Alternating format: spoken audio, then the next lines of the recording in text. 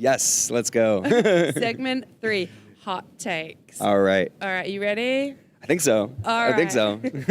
Ice baths or a warm bath after a hard race or workout? I'm going to go with ice baths. Make sure you're prepared. All right, love that. Foam roller or massage gun? Foam roller. Running in the rain or running in the snow?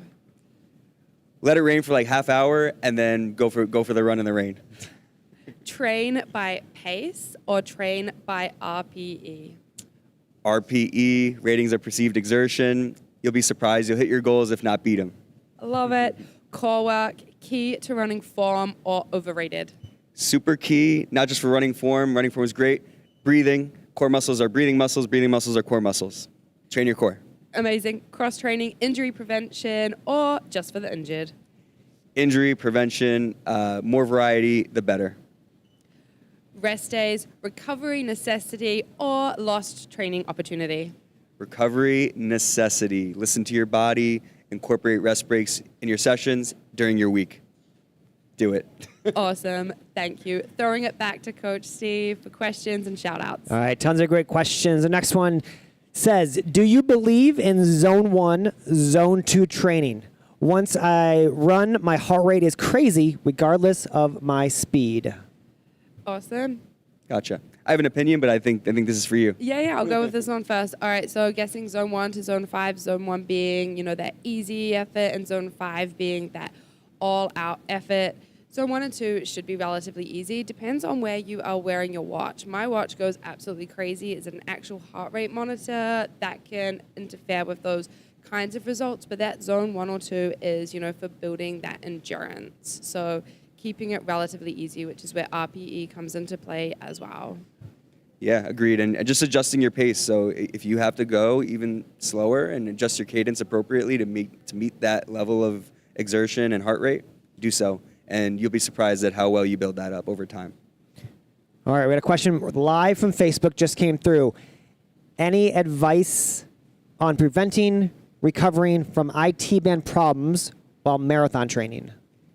Got it. Yes, IT band problems oftentimes has to do with some degree of inflexibility or strength deficit within the hips. So have a professional or some sort of formalized guidance on how to assess that, and also checking out the strength in the hips. So oftentimes it comes from there, potentially things at the ankle as well, but usually the hips are the culprit. So get them strong, get them flexible. Next one is, what are the best exercises to prevent shin splints? Gotcha. Hot topic question. Yeah, that's an interesting one. It involves, I would imagine, multi-system steps. So definitely, adjusting your pace, incorporating rest days, I think is important. Allowing that muscle to recover, and to do that requires a bunch of things, including rest and sleep. But definitely building up your strength and endurance capacity within those muscle groups. So, working on calf raises, working on the flexibility of your ankles, stretching, joint mobilizations, but really strength, endurance, adequate hydration. Hydration's big too. All right, we've got a few more left. Next one is, I have hip pain, and I've tried doing lunges, side lifts, and weights. Do you have any other recommendations to relieve hip pain? Yeah, so if some of those more, traditional compound foundational movements are more challenging and more sensitive at this time, I recommend, sticking to, floor exercises, including your bridges, your clamshells, your side planks. If repetitions are uncomfortable, you can go lower repetition.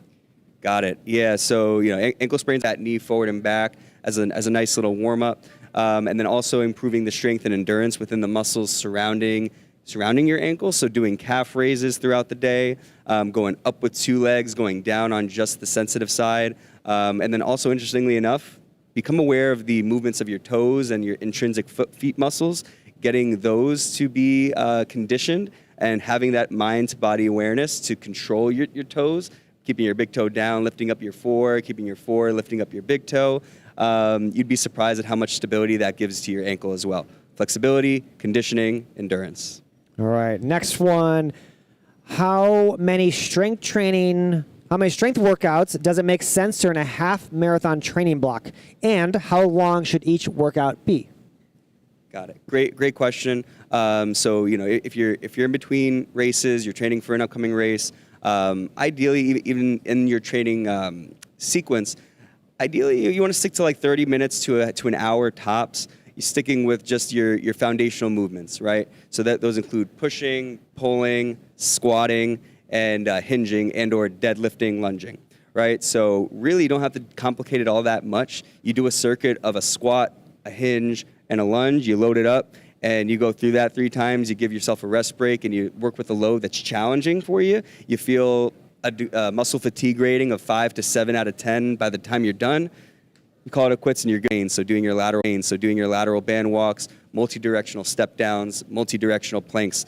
I think preparing your body for all movements, even twisting, I think is going to put you in the best shape. All right. And my last question, what are the best methods to treat IT band issues? We may have had this a little bit earlier, but maybe talk about it again.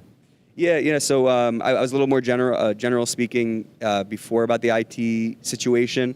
When it comes to more specifics, things that seem to help, more often than not, include gentle soft tissue or foam rolling to the TFL muscle, which is like an anterior lateral hip muscle that tends to get very angry and pulls on the IT band. So whatever you do not roll out religiously your IT band directly, because it's probably not going to do much. Maybe make you more sensitive. So really just target those upper proximal hip muscles here, and then follow up with some degree of stretching, working through that newfound range of motion, and then coupling that with endurance and strength work of your glute muscles, of your butt. So you should feel, muscle activity in your back pocket muscle region, not your front pocket. And that should take away that stress from the IT band that is, traveling down into the lateral knee. Amazing. Thank you so much. All right. Thank you for joining us today, spending your morning with us. Have a great day, everyone. Thank you. Thank you for having me. It was a lot of fun.